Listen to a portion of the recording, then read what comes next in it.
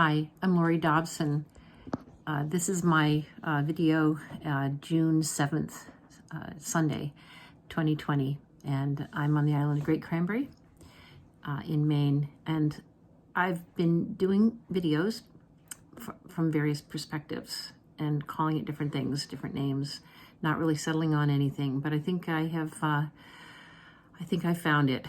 I was listening to Marianne Williamson on Useful Idiots, talking to Katie Halper and Matt Taibbi. I used to work for Rolling Stone. I have great respect for them and for the publication.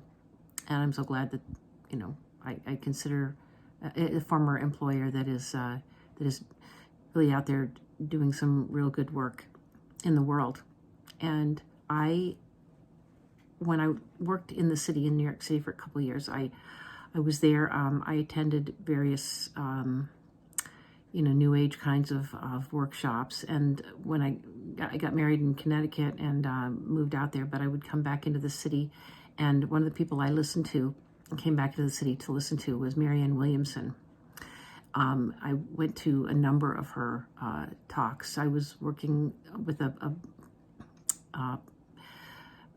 the Course of Miracles as it was a religious, I don't know if you know about it, but it's at the time in the 80s, it was considered very New Age. It was a way to understand how to embrace love and acceptance, forgiveness and compassion, and to work with them from an intellectual viewpoint. And she really embodied that. She was from Texas.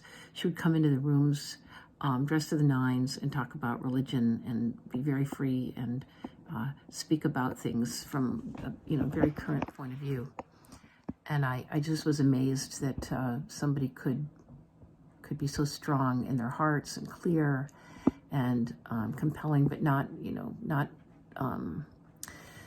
trying to dumb it down, make it sort of too basic, dogmatic, or tie it to ways of looking at religion that were patriarchal. She was very much about women and women's power and speaking from our hearts and speaking clear and speaking true. I've always admired her. At some times I felt that she took on a certain persona that I didn't always follow, but when she spoke and I listened to the words, I could get past the personality things. And so I've come a long way since then in terms of different roads that I've taken. I haven't stuck with her loyally through all this time. And when she ran for president, in other words, I haven't read all of her books and that sort of thing, but I'm still a fan. And I took her I have her tapes from back then, long time ago. She's been speaking truthfully and purely from her vision for all this time. She's a really smart woman. But anyway, so what I'm trying to say is when she ran for president, I had some misgivings because I thought, while I really like what she says, it's very strong, I was really aware of how she was coming across to people.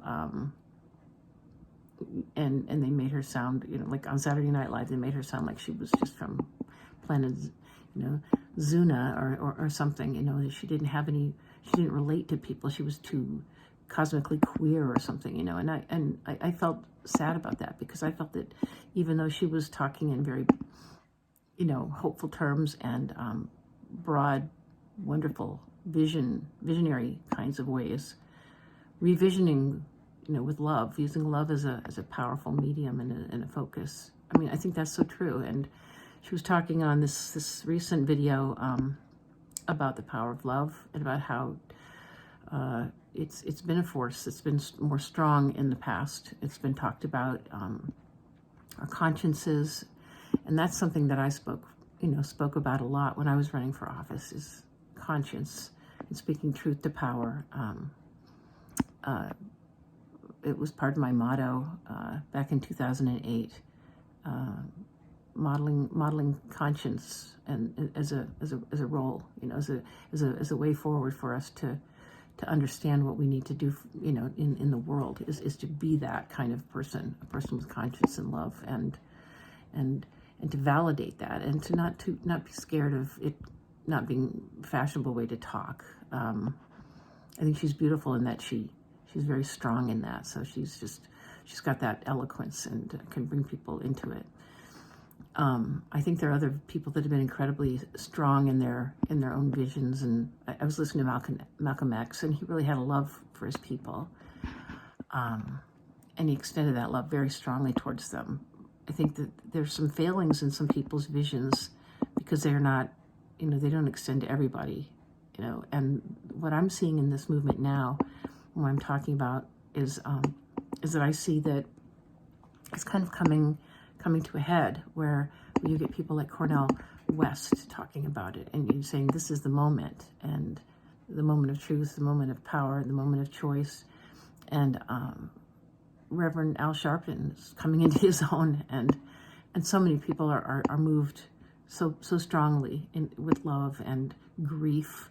I believe Minneapolis's mayor, Jacob Frey, was truly heartbroken at the coffin. He wasn't faking it, I don't think. I think he was just struck with the moment, the intensity of the moment, and how much it means to people, and how much responsibility we all bear. I think he takes it personally, and I think if we all took it that personally, and we were that smote in our consciences, the smiting of our hearts, like it says in the Bible, it smote their hearts.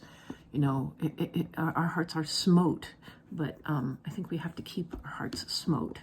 And how do we do that? Because it could go a different way. We see these really horrible forces massing to keep us from allowing ourselves this big moment of change, to really change the world and have the revolution that's happening. I mean, it's happening. We have a revolution, and if it's a revolution of love or of hate, we hold it in our own power. And I put pictures on my video page today about it.